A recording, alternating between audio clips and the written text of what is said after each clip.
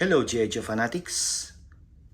So, nandito naman tayo para tignan, suriin, reviewin itong si G.I. Joe Classified Series Agent Helix. So, unahin muna natin yung tinatawag na pre-plastic packaging.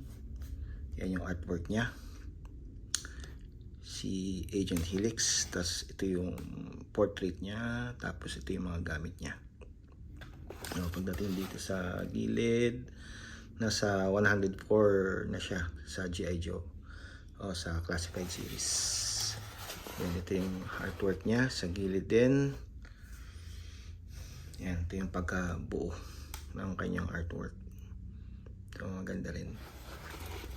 Then, dito sa likod, nasa 5.9 siya. So, average sa mga G.I. Joe na babae. Then, ito yung mga gamit niya. Yan. So, tingnan natin muna yung mga accessories niya. Accessories niya, so pagdating kay Agent Helix, marami siyang accessories. So, unahin na natin yung dalawang baril niya na handgun. So, ito yung dalawang baril niya. So, magkapareho yung dalawang baril niya. Yan. Pareho. Si Agent Helix, yan nga, isa siyang undercover at the same time, para siyang ninja rin eh. So, parang ninja rin siya. So, ito yung dalawang handgun niya. And meron siyang dalawang katana. Sword. Parang naalis na yung kulay doon. Parang naalis eh. Dito napunta oh. Naiiwan dito yung kulay oh. So, yan. So, ito yung pinakalalagyan niya ng katana. Yan. Yan. Ito yung lalagyan niya. Yan. May peg din siya. Lagay sa likod. Oops, sorry. And ito yung tinatawag na Mantis Blade. Yan. Ito yung bagong gamit to eh. Kaya siguro kaya binili ko rin siya. Kasi nga, bagong gamit. Mantis Blade. Yan. Tapos meron siyang medyo mahaba na knife. Or parang machete na ba tawag dito. Mahaba. Ito. So, meron naman siyang coloration. Magkaiba yung handle din. Yung pinaka parang talim niya, iba rin. Ayan. So, punta na tayo kay Agent Helix. Agent Helix, personally, hindi ko siya kilala. Hindi ko talaga siya kilala. Hindi ko alam kung saan siya lumabas na cartoons. Baka sa comics lumabas siya. Or bagong lang siguro siya. Bagong tauhan sa G.I. Joe. Binili ko siya dahil sa yun nga, maganda yung mga accessories niya. At the same time, maganda yung head sculpt niya. So, ang ganda ng head sculpt. So, pagka ginanon mo siya, iba na rin naman yung tingin niya. Ganda ng head sculpt niya. Agent Helix. So, isa sa nagustuhan ko rito yung head sculpt niya. At saka yung mga gamit niya. Pero personally, hindi ko siya kilala. Hindi ko kilala.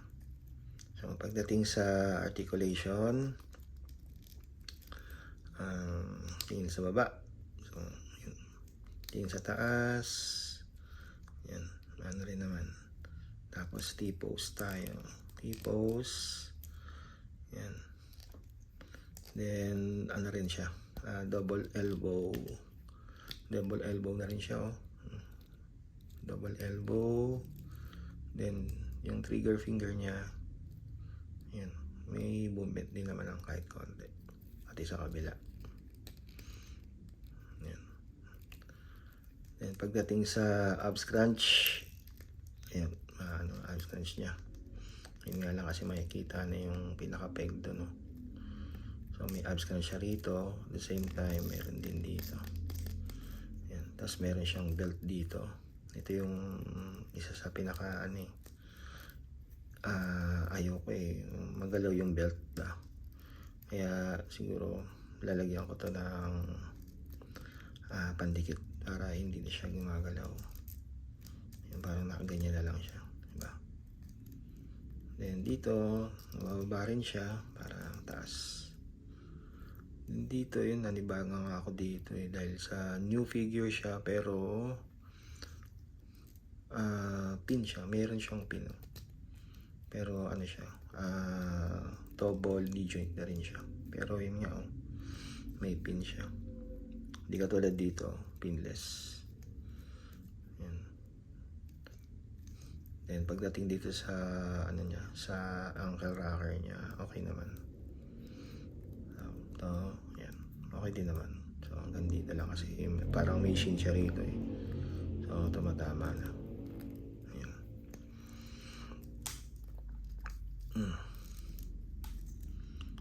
Ayan. So ito yung parang ano niya. Hindi ko alam kung GoPro niya to or parang may sensor siya dyan or monitor. Ayan. Tapos ito yung parang ano niya, yung band-aid niya dito. Di ko alam kung parang may nabasa ako tungkol dito sa band-aid niya eh, pero hindi ko na matandaan. So yung mga nakatanda comment down below nga kung anong ibig sabihin nitong band-aid niya rito. Yan, Agent Helix. So lagay natin yung mga gamit niya.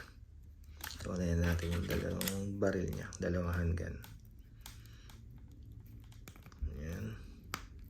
Medyo tight siya. Medyo tight. Hindi mahuhulog. Yan. Tapos itong ano niya, parang knife niya sa likod. Yan. Meron siyang lock. Hindi rin siya mahuhulog basta-basta. Yan. Tapos dito parang may mga canister siya rito. Ito parang hindi ko alam kung anong tawag dito. Yan. Comment down below nga kung anong tawag dito sa mga nasa belt niya. Yan. Tapos ito sa likod yung katana niya. Yan. Ito yung isa sa nagustuhan ko sa kanya. Ito. Yung mantis blade niya. Yan. So, yan. Pagka ano nga to, pagka suot niya to or nasa kanya yung mantis blade niya, at the same time gamit niya yung kanyang katana, di ba? Astig na astig eh. Para siyang si ano sa Star Wars, para siyang si General Grievous na ang daming panlaban, di ba? So parang ang hirap kalaban itong si Agent Helix kasi yun nga, meron pa siyang mantis blade, at the same time meron siyang dalawang katana, tapos meron pa siyang dalawang baril. Pagdating sa sa maipaglaban sa mga gamit, panalo to. Dami niyang gamit eh, diba? So yan, patayin lang natin konti si Agent Helix. Sig talaga siya eh, kaya rin ako kumuha nito, or kaya ko rin binili. Ayusin natin.